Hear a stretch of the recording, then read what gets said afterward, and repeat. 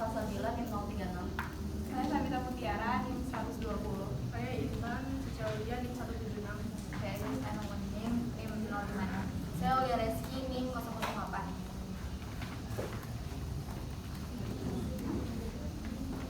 Jadi masalah yang kita ambil itu adalah gimana untuk merancang sebuah kota kita kan perlu data-data kan, data yang valid, terpercaya, lengkap dan terbaru juga. Nah, untuk mencari data-data itu yang sebenarnya lebih sulit karena di internet itu tuh juga kurang dan mungkin kurang valid juga. Jadi si PR ini bakal susah gitu buat merancang sebuah kota kan. Nah, kita jadi di sini ingin membahas masalah ini. Selanjutnya ada dekomposisi umum persoalan. Jadi dekomposisi umum persoalan itu tentang perencanaan tata ruang dan wilayah kota. Jadi dalam proses ini itu pertama ada persiapan awal, terus dilanjut dengan kajian awal, dan selanjutnya untuk pemberitahuan publik kalau ada perencanaan kota ini. Selanjutnya ada pengumpulan data. Di pengumpulan data ini kita memasukkan dua jenis data. Yang pertama adalah data primer. Data primer itu data utama yang kita kembangkan. Seperti itu datanya berasal dari aspirasi masyarakat dan survei langsung. Dan data yang kedua ada data sekunder yang diisi data penunjang atau pendukung rancangan itu sendiri. Lalu selanjutnya ada analisis dan pengolahan data. Di bagian proses ini kita mengalami karakteristik tata ruang yang ingin kita rancang. Di antaranya ada fisik, sosial, kependudukan, ekonomi. Dan setelah semua data itu dirancang, kita terbentuklah suatu susunan rencana struktur. Setelah itu kita dapat merumuskan konsepsinya ini. Habis itu kalau sudah terbentuk rumusan konsepsi ini bisa lanjut penyusunan Rapenda. Dan berdasarkan proses-proses yang di atas, ada komposisi umum persoalan yang bisa kita ambil dan bisa disolusikan dengan berpikir komputasi adalah pengumpulan. Dan yang pertama adalah pengumpulan data sekunder, dan yang kedua adalah pengolahan dan analisis data.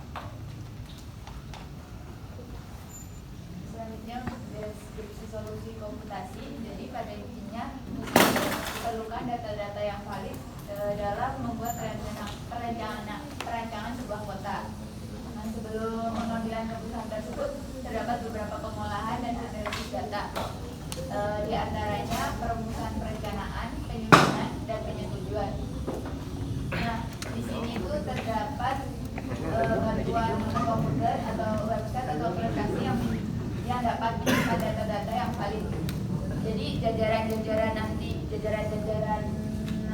peneliti yang akan membuat perancangan kota ini dapat berkomunikasi pula di platform tersebut. Pada intinya untuk meningkatkan kualitas dan efisiensi perencanaan tata kota ini dibutuhkan secara tepat data-data valid guna mendukung terciptanya keputusan yang dapat membuat kebijakan yang tepat sasaran. Untuk dekomposisi solusi komputasinya itu pertama kita harus nentuin software atau aplikasi yang cocok sama tujuan yang kita mau kan. Nah, dalam kasus kami ini membutuhkan software yang pas untuk mencari data-data yang terbaru, valid dan resmi.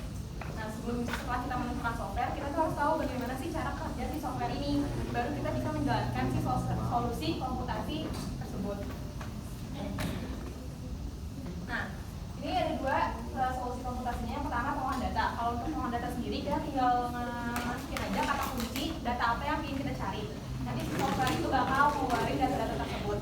Nah, yang kedua untuk pengolahan dan analisis data. Sebagai planner kita kan ngumpulin data, tapi kan kita nggak bakal pakai semua data itu kan. Kita bakal memilah juga mana yang cocok, mana yang perlu kita pilih dan mana yang enggak gitu. Nah, si software ini itu bisa mengolah data itu menjadi data yang kita lebih butuhkan. Di sini ada algoritma solusi komputasinya. Nah, dari solusi komputasi awal itu ada persiapan. Di sini tadi persiapan itu tentang rancangan anggaran atau rancangan desain juga, dan persiapan awal pemberitahuan kepada publik. Kemudian dari situ dilakukan pengumpulan data. Nah, di pengumpulan data ini kemudian untuk cari data ini kan buat nyari yang terbaru tuh sebenarnya agak susah. Biasanya yang lebih beredar tuh kan yang lama. Nah, ketika kesulitan mencari data, jika kesulitan mencari data, Nah, kita bisa menggunakan software yang ada, dan kemudian data-data tersebut dicari di situ. Biasanya data yang dicari itu merupakan data-data seperti data pendudukan, tata guna lahan, zona kawasan, dan lain-lain. Nah, setelah dicari datanya, dilakukan pengolahan data, pemilahan data, mana data yang harus digunakan. Nah, di saat kesulitan mencari data tapi tidak kesulitan, prosesnya langsung menuju ke pengolahan dan pemilahan data itu. Nah, setelah pengolahan data, dilakukan perumusan konsep. Setelah melakukan perumusan konsep, dilakukan penyusunan rapenda bersama DPRD. Nah, dari situ dilakukan penyetujuan oleh mereka. Jika disetujui, maka dapat dilakukan perancangan kota. Tapi jika tidak, maka mungkin dilakukan pengumpulan data. Jadi kan tadi katanya kita tuh butuh data-data yang valid sama yang mundur. Ada nggak sih software yang menyediakan itu semua? Jadi pertama tuh ternyata kita nemuin dua software nih. Yang pertama ada Yoscape. Yoscape ini merupakan aplikasi yang bersifat open source, di mana aplikasi ini berisikan tentang data-data perencanaan wilayah dan kota yang berbasis data spasial. Nah, Yoscape ini tuh bekerja dengan cara mengumpulkan, menggabungkan, dan mengelola data-data geospasial secara sistematis. Nah, Yoscape ini dirancang oleh dikembangkan oleh Future Cities Laboratory, di mana program ini kerjasama antara Pemkot Bandung dengan ASEAN Development Bank. Nah, Yoscape ini berisikan data-data yang terintegratif kan, jadi ini benar-benar membantu suatu wilayah, terkhususnya tuh wali kota, untuk mencari data-data tentang tata ruang kota, di mana fungsinya ini kan untuk meningkatkan kualitas perencanaan dan kualitas tata kota.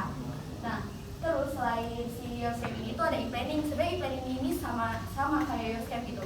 Isinya tentang data-data mengenai tata ruang kota. Nah, cuma e-planning itu tuh lebih untuk menganalisis datanya gitu.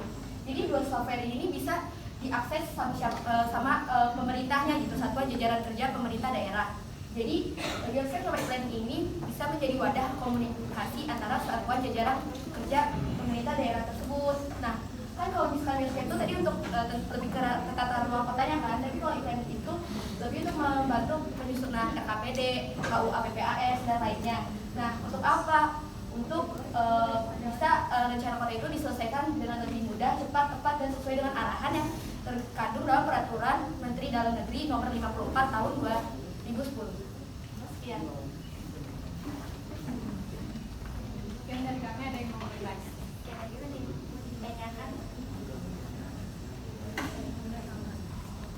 Ada yang mau ngasih tanggapan dan saran? Untuk menghemat waktu kita hitung ya. 1, 2, 3. Gak ada ya? Jadi sekian dari kami, kurang lebihnya mohon dimaafkan. Wabillahi taufiq wal hidayah. Wassalamualaikum warahmatullahi wabarakatuh.